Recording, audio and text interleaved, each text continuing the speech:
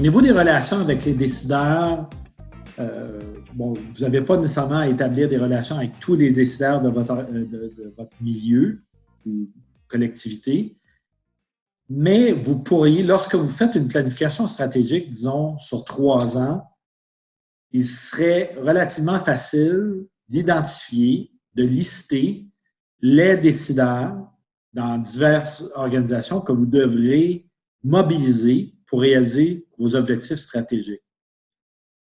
Puis encore une fois, pas 50, mais ça se peut qu'il y en ait de 6 à 12, ça de même, décideurs qui vous avez besoin qu'ils vous connaissent relativement bien.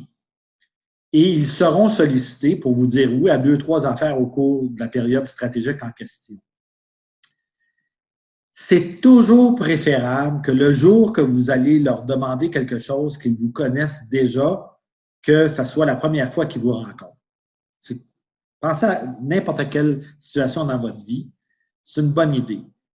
Et là, lorsque vous avez identifié ces gens-là, vous devriez commencer votre analyse de public cible, réaliser ce que vous ne connaissez pas, puis commencer à vous intéresser à ce qu'eux tiennent comme activité, puis à vous pointer dans leur radar. Vous devez entrer dans leur radar.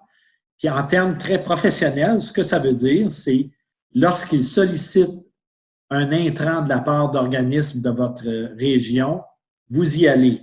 S'ils tiennent un événement de consultation, vous participez. S'ils invitent des représentants de la collectivité pour discuter d'un problème ou faire une annonce quelconque, vous y allez, vous assurez que votre nom est là. Vous, lorsqu'ils entrent en poste, vous envoyez une lettre de félicitations et demandez une rencontre. C'est des vieux réflexes pour établir la communication. Et encore une fois, après quelques mois, si vous n'avez pas de réponse, vous demandez à quelqu'un qui connaît bien la personne de vous introduire, puis d'avoir une occasion de vous présenter, puis d'offrir des collaborations. Ça se peut que vous connaissiez déjà la personne, parce que dépendant des milieux, bien, tant mieux, et il faut le nourrir. Et la question que j'ai souvent eue, c'est combien de fois par année il faut que je parle, parce qu'il y a des limites, là, c'est pas pour... Alors, je vais juste vous dire, si la personne a l'occasion de vous voir 3 fois dans une année, psychologiquement, elle va avoir l'impression de vous voir souvent. Donc, ça n'a pas besoin d'être à chaque mois, mais une fois par saison, puis on saute l'été, là, mais ce que je veux dire, c'est on se revoit. Puis les politiciens et les hauts dirigeants d'organisation, les hautes dirigeantes d'organisation, dites-vous que c'est leur métier de se rappeler de gens influents. Ils vont vous détecter, là, ils vous voient, ils vous revoient. La deuxième fois qu'ils vont vous voir, ils ne se rappelleront pas de votre nom, mais à un moment donné, ils vont se rappeler de votre nom, puis ils vont commencer à vous associer à 2-3 éléments de votre positionnement, puis à un moment donné, ils vont vous solliciter. Quand il y a la création d'un comité consultatif, jouez du coude pour vous y retrouver. Okay, conseil d'amis. Alors ça vous met en contact avec des décideurs dans un lieu qui aura été décrété comme étant urgent pour la collectivité et c'est une forme de reconnaissance de votre influence quand vous êtes invité à ces choses-là. Bon, là, il faut absolument parler de la partisanerie. La partisanerie, vous ne voulez pas entrer là-dedans. OK, alors, évidemment, si vous voulez faire de la partisanerie, c'est différent de faire de la politique ou d'entrer dans la dynamique politique puis faire de la partisanerie. Être partisan, c'est de favoriser l'élection d'un élu précis. C'est de se prononcer en faveur d'un parti et non d'un autre. Mais participer à la dynamique politique autour d'une décision, c'est pas être partisan. Puis la meilleure façon de se prémunir de cette bascule-là qui n'est pas souhaitable, c'est de vous assurer que vous êtes en relation avec tous les partis. Pas seulement le parti au pouvoir ou un parti qui partage votre position. Donc, très systématiquement, vous rencontrez tous les partis pour partager votre perspective sur une question et vous dites à tous les partis que vous rencontrez tous les partis.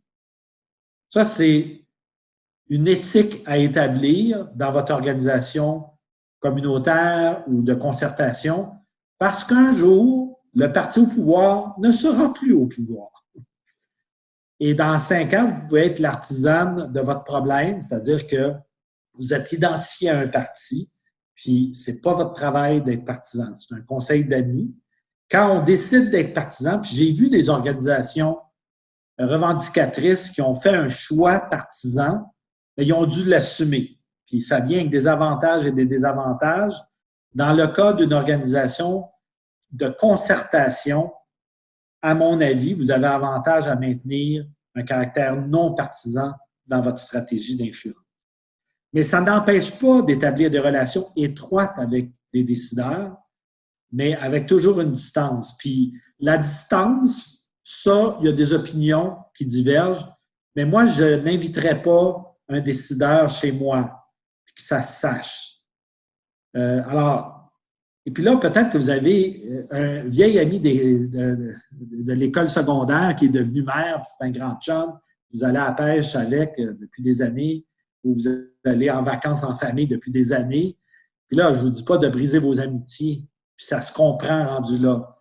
Mais attention à des rapprochements qui deviennent trop personnels, parce qu'il y aura toujours des détracteurs pour le mentionner, puis ça peut jouer contre votre organisation et votre objectif. Ceci étant, vous devriez, un des tests que vous avez établi une relation stratégique avec des décideurs, c'est que vous pouvez prédire leur réaction. Et là, votre relation, c'est ultimement la meilleure façon de procéder à l'analyse du public cible. Vous le connaissez assez pour être capable de prédire ce qu'il risque de dire, les questions qu'il risque de poser. Un bon stratège en communication, vous le savez, prépare des questions-réponses. Et cet exercice questions-réponses, ça se fait en connaissant bien les questions qu'on risque d'avoir. Puis, on y arrive en général lorsqu'on connaît bien les décideurs, les personnes influentes, incluant les opposants. C'est comme ça qu'on monte un question-réponse. Alors, ce seraient les suggestions à vous faire pour établir des relations. Encore une fois, peu de gens, très stratégiques, des relations professionnelles avec une certaine fréquence.